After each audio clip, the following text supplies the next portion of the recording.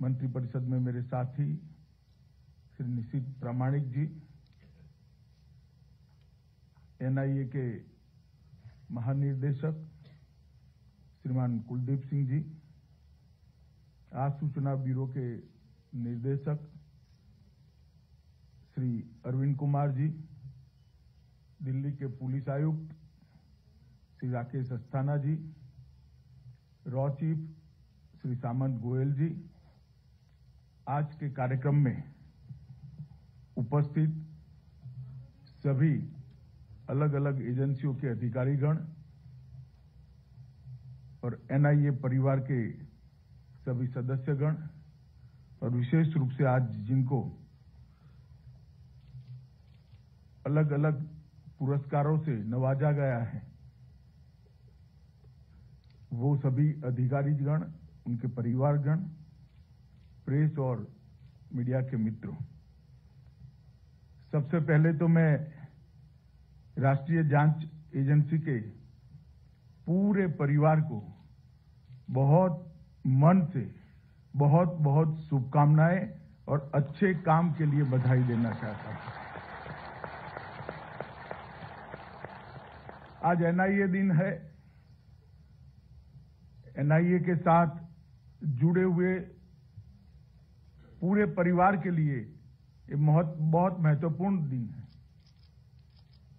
और एक माने में गृह मंत्रालय और गृह मंत्री के लिए भी बहुत महत्वपूर्ण दिन है, क्योंकि एनआईए देश की आंतरिक सुरक्षा के लिए एक महत्वपूर्ण क्षेत्र को बहुत मुस्तैदी के साथ, चुस्तता के साथ और दक्षता के साथ न केवल संभाल रहा है, उसको आगे बढ़ाने का भी काम कर रहे हैं। और इतनी कम आयु में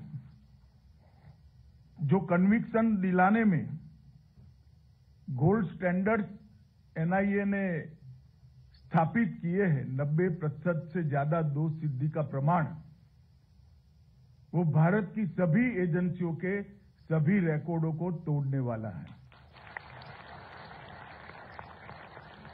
और आपकी जांच भी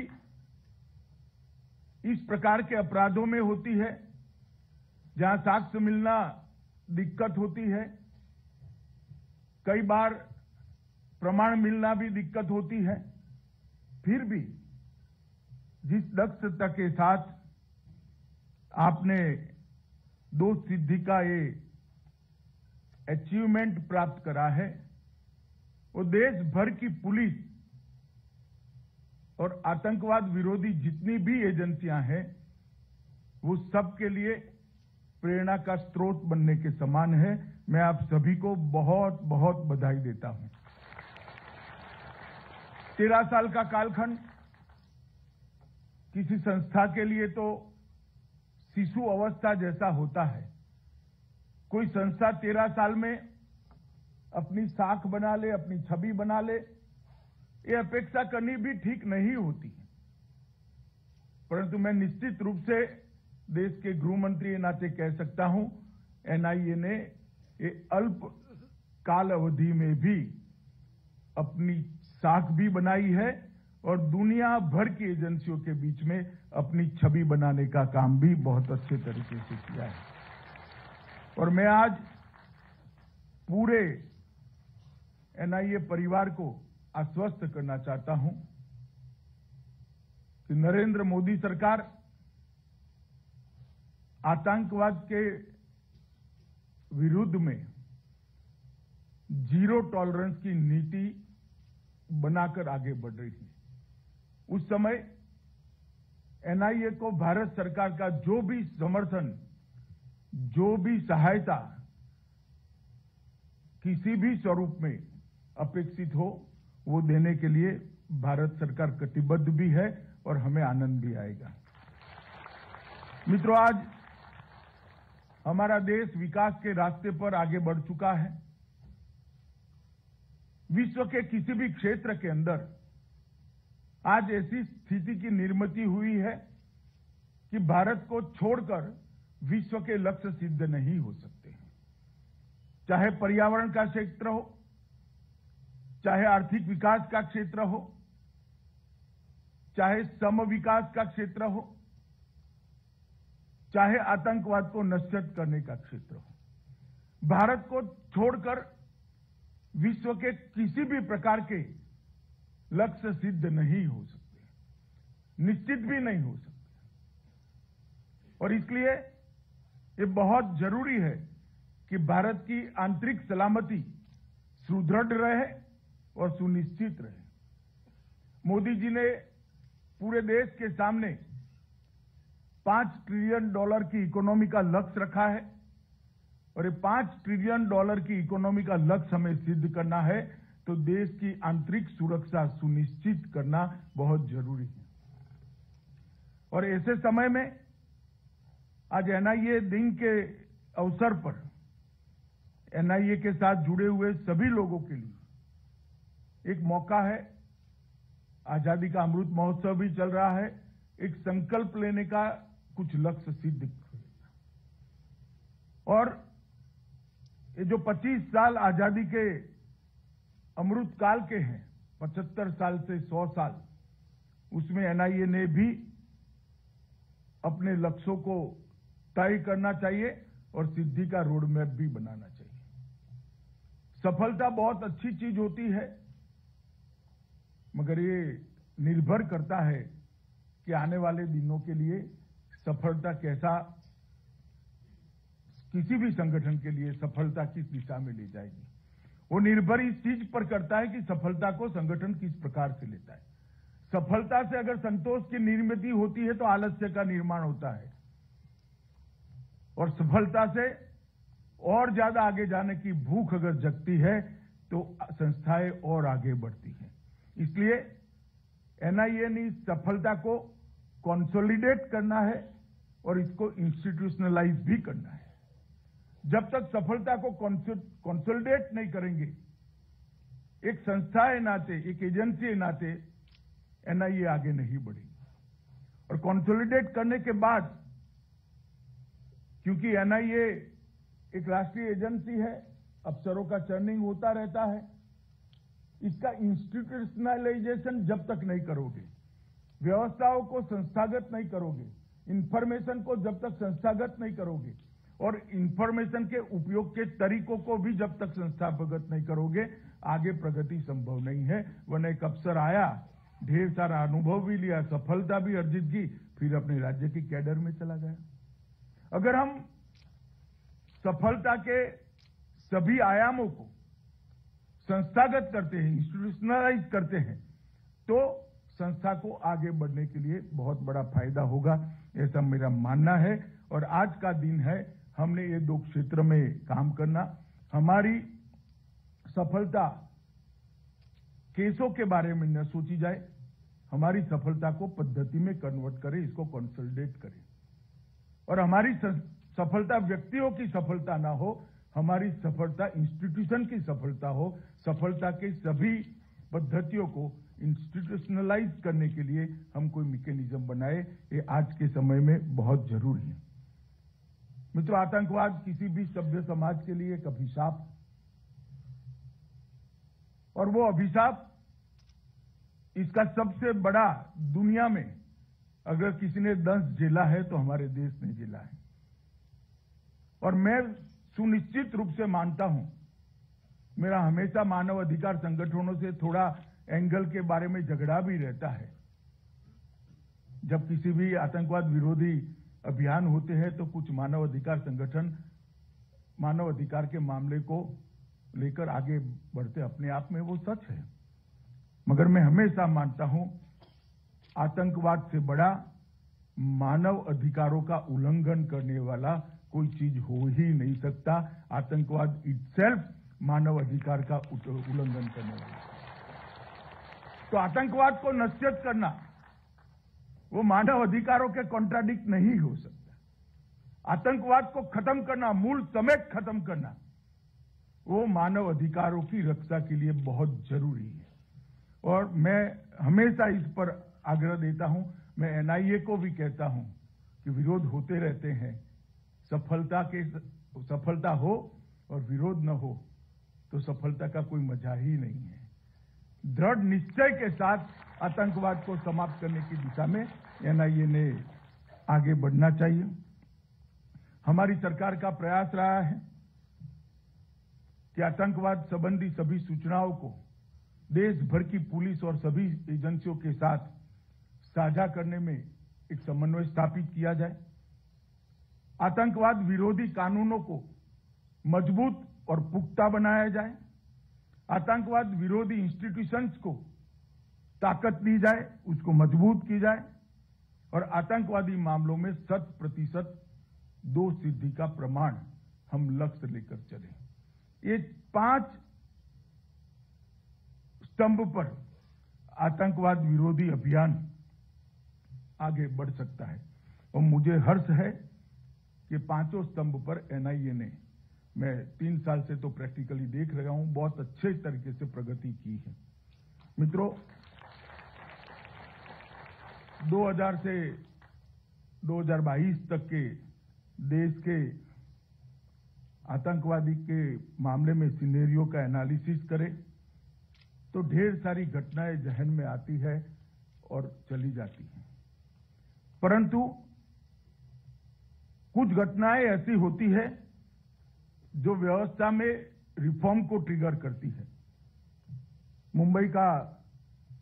मुंबई पर आतंकवादी हमला एक ऐसी ही घटना थी जिसके बाद राष्ट्रीय एंटी टेरर एजेंसी बनाई गई। कोस्टल सिक्योरिटी के लिए भी एक प्लान बना। टेरर फाइनेंस पर भी नकेल कसने के लिए सभी एजेंसियां सजग हुई। टेरर इन्वेस्टिगेशन के अंदर भी गुणात्मक सुधार आया है और इंटेलिजेंस की व्यवस्थाओं में भी और इंटेलिजेंस के सही समय पर सटीक उपयोग के लिए भी काफी समयबद्ध कार्यक्रम बने हैं। और मुझे आनंद है कि देश भर की पुलिस और सभी एजेंसियों ने ये बर्बर हमले से सीख लेते हुए आज आतंकवाद विरोधी अभियान को मजबूत किया है और 13 साल हो गए एनआईए को बने हुए। लगभग 400 से अधिक मामले दर्ज किए गए हैं। 349 से ज्यादा मामलों में चालान दाखिल कर दिया गया है।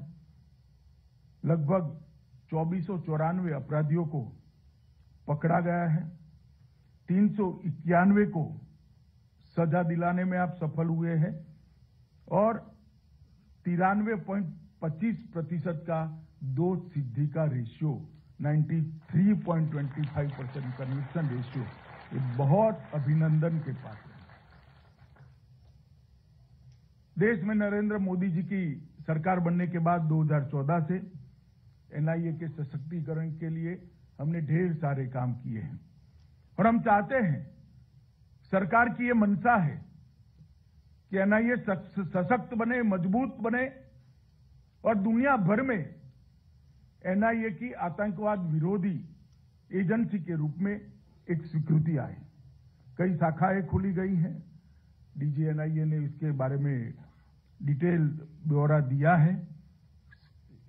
आवासीय परिसरों का भी निर्माण हुआ है। इसके बारे में मैं कुछ कहना नहीं चाहता, परंतु हमने एनआईए एक्ट और यूएपीए एक्ट को मजबूत करने का काम किया है। और मित्रों, मैं इसलिए बताना चाहता हूं कि एक बहुत महत्वपूर्ण संशोधन है। मैंने ही बिल पायलट किया था। उसके बाद एनआईए को कई प्रकार के अधिकार मिले हैं। भारत के बाहर किसी भी आतंकवादी हमले में जहां भारतीय इन्वॉल्व हो, हताहत हुआ हो, उस मामलों की जांच करने के अधिकार एनआईए के दिए गए हैं और इसीलिए मैं कहता हूं कि एनआईए को अब अंतर्राष्ट्रीय एजेंसी के रूप में भी स्वीकृति लाने का लक्ष्य लेकर उसको सिद्ध करना चाहिए। घुसपैठ, विस्फोटक पदार्थ, साइबर अपराध, इसके भी अधिकार नए संशोधन में हमने एनआईए को दिए हैं। पहले एनआईए आतंकवादी संगठनों को आतंकवादी संगठन घोषित करने का अधिकार रखती थी।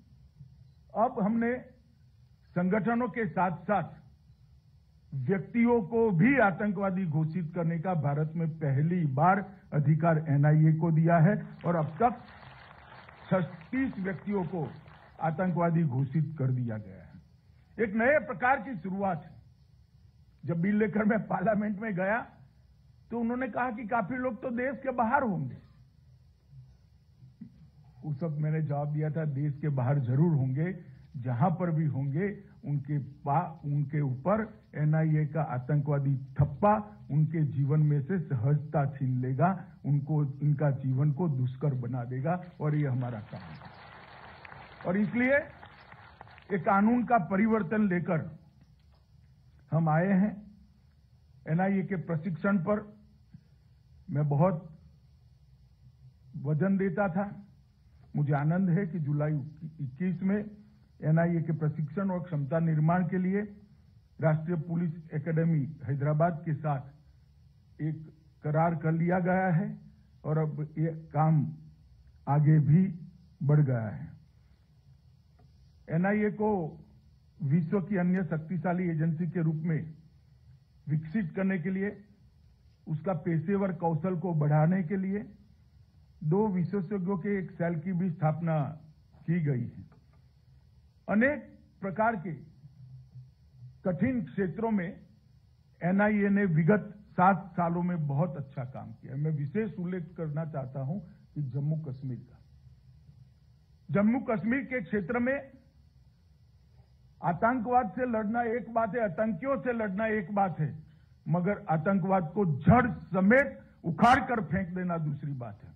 और वो अगर उखाड़ कर फेंकना है तो टेरर फंडिंग की उनकी सारी व्यवस्थाओं को ध्वस्त करना पड़ेगा। 2014 में मोदी जी के प्रधानमंत्री बनने के बाद 18 और 19 में एनआईए ने टेरर फंडिंग के जो मामले रजिस्टर किए, उन्होंने, मैं विश्वास से कह सकता हूं कि आतंकवाद को जड़ से उखाड़ने में बहुत बड़ा सहायता किया है। टेरर फंडिंग पर आज तक हमारी एजेंसियों ने उनके अलग अलग तरीकों पर, निर्दोष दिखते तरीकों पर कभी भी आघात नहीं किया था। पहली बार 18 और 19 में एनआईए ने जो केस रजिस्टर किए, इसके कारण आज उनको पैसा मुहैया कराने वाले सरल रास्ते नहीं बचे। हो सकता है कि किसी भी दुश्मन को समाप्त न कर पाए, मगर उसके रास्ते में दखल तो दे ही सकते हैं, उनका रास्ता दुष्कर तो बना ही सकते हैं। और ये काम एनआईए ने बहुत अच्छे तरीके से किया है। और जम्मू कश्मीर में ओवरग्राउंड वर्कर जो होते थे, उसके अभी 2021-22 में ढेर सारे केस एनआईए ने रजिस्टर किए हैं और उनके स्लीपर सेल को ध्वस्त करने में बहुत बड़ी भूमिका हुई है। इससे उनके लॉजिस्टिक्स और हथियारों के सप्लाई दोनों पर एक कठोर आघात हुआ है। और जो आतंकवाद की मदद भी करते थे और समाज में सम्मान के साथ जीते थे, ऐसे सभी लोगों को आज अपनी पहचान एक्सपोज करने के लिए एनआईए ने मजबूर किया है और उनको कानून की अदालत में ले जाकर खड़ा किया है। मैं मानता हूं ये बहुत बड़ी बात है। वामपंथी उग्रवाद में भी, बारूद और रसद मुहैया कराने में भी एनआईए ने शुरुआत की है और विशेषकर टेरर फंडिंग के साथ साथ वामपंथी उग्रवादी संगठनों के भी फंडिंग को, इसके मूल तक पहुंचने के कुछ केस एनआईए को दिए गए। मुझे आशा है कि जम्मू कश्मीर की तरह इसमें भी बड़ी सफलता मिलेगी। टेरर फंडिंग संबंधी टोटल 105 मामले रजिस्टर हुए। 876 आरोपियों के खिलाफ 94 चार्जशीट भी दाखिल हो गए हैं और 796 आरोपियों को अरेस्ट भी कर लिया गया है और उसमें से 100 आरोपियों को दोषित भी ठहराया गया। ये बहुत बड़ी सिद्धि है। बहुत कम समय के अंदर, 2 साल के अंतराल के अंदर, 3 साल के अंतराल के अंदर ये सिद्धि एनआईए ने प्राप्त की है। मैं फिर से एक बार एनआईए की इस मुहिम का मैं बहुत बहुत अभिवादन भी करता हूं और इसके लिए उनको बधाई भी देता हूं। मित्रों, मेरा आग्रह है कि देश की पुलिस की इन्वेस्टिगेशन की पद्धति में आमूलचूल परिवर्तन हो। अब इन्वेस्टिगेशन 3rd डिग्री पर निर्भर नहीं होना चाहिए। इन्वेस्टिगेशन तकनीक की डिग्री पर निर्भर होना चाहिए। इन्वेस्टिगेशन डेटा की डिग्री पर निर्भर होना चाहिए और इन्वेस्टिगेशन इंफॉर्मेशन की डिग्री पर निर्भर होना चाहिए। थर्ड डिग्री का अब जमाना नहीं है, करना भी ठीक नहीं है।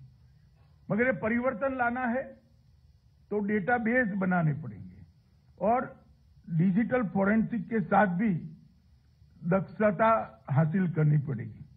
एनआईए को एक हमारी मीटिंग हुई थी, उसमें मादक पदार्थ, हवाला ट्रांजैक्शन, हथियारों की तस्करी, जाली मुद्राएं, बम धमाके, टेरर फंडिंग और टेररिज्म, इतने 7 क्षेत्रों में एक राष्ट्रीय डेटाबेस बनाने का काम दिया गया है। इसकी शुरुआत भी बहुत अच्छे तरीके से हो गई है। अगर ये राष्ट्रीय डेटाबेस बनता है और देश भर की इस सारे 7 स्तंभों में इन्वेस्टिगेशन करने वाली एजेंसियों के साथ वो राष्ट्रीय डेटाबेस को अगर हम साझा करते हैं और उनके पास में ही भी उनके राज्यों की सारी इंफॉर्मेशन को अपने डेटाबेस में ऐड करते हैं, तो मुझे लगता है कि इस क्षेत्र के अंदर न केवल राष्ट्रीय एजेंसियां, देश भर की पुलिस की एजेंसियों को भी काफी मदद मिलेगी। और ये एनआईए ने शुरुआत की है, मगर बहुत अच्छे तरीके से इसको डेवलप भी करना चाहिए। ये भारत सरकार की एनआईए से अपेक्षा है। डेटा अगर असंबद्ध रूप से एक दूसरे को कनेक्ट करे बगैर, किसी भी एनालिसिस के बगैर अलग अलग साइलों में उपलब्ध है तो वो डेटा नहीं है, रद्दी है। डेटा अगर संबद्ध तरीके से स्टोर किया जाता है, इसका एनालिसिस किया जाता है और साइलों में रहने की जगह एक ही जगह पे डेटा उपलब्ध है, तो मैं मानता हूं इसका उपयोग इन्वेस्टिगेशन में भी हो सकता है और सजा कराने में कोर्ट के अंदर भी हो सकता है। अभी की जो स्थिति है इस क्षेत्र के अंदर देश में इतनी संतोषजनक नहीं है। आईबी, एनआईए और नेटग्रिड तीनों मिलकर इस दिशा में आगे काम कर रहे हैं। अभी अभी एक बिल मैं लोकसभा में लेकर गया था, जेलों को भी इसके साथ हमने जोड़ने का काम किया है। वो बिल से हमें अधिकार मिला है, तो मैं मानता हूं डेटाबेस के असंख्य स्रोतों को इकट्ठा कर एक बहुत बड़ा डेटा का भंडारण एनआईए जैसी संस्था में अगर होता है तो आने वाले दिनों में वो बहुत देश के लिए उपयोगी होगा।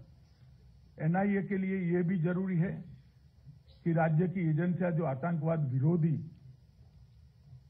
जांच करती है, कहीं बड़े शहरों में क्राइम ब्रांच है, कहीं एटीएस बने हुए, कहीं स्पेशल टास्क फोर्स बने हुए, ये सारी एजेंसियों के साथ एनआईए ने लाइव संपर्क रखना चाहिए, उनको गाइड भी करना चाहिए, उनको इंफॉर्मेशन शेयर भी करनी चाहिए और उनके पास से इंफॉर्मेशन प्राप्त भी करनी चाहिए। जब तक एनआईए का देश भर की आतंकवाद विरोध में, टेरर फंडिंग के ऊपर काम करने वाली सारी एजेंसियां, हवाला के ऊपर काम करने वाली सारी एजेंसियां और विस्फोटकों की जांच के ऊपर काम करने वाली सारी एजेंसियां से सामंजस्य नहीं बैठता, एक मजबूत ग्रिड आतंकवाद के विरुद्ध में लड़ने की देश में बन नहीं सकती।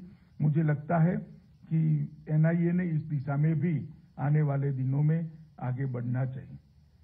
मोडस ऑपरेंडी ब्यूरो बन रहा है, उसमें भी एक जो नए लड़कों को टेररिज्म के साथ जोड़ने की मोडस ऑपरेंडी है, इसका स्टडी करने में एनआईए ने भी बीपीआरएनडी की मदद भी करनी चाहिए और वहां जो कुछ भी मटेरियल आया है उसका स्टडी कर अपने काम के मटेरियल को आगे ले जाना है।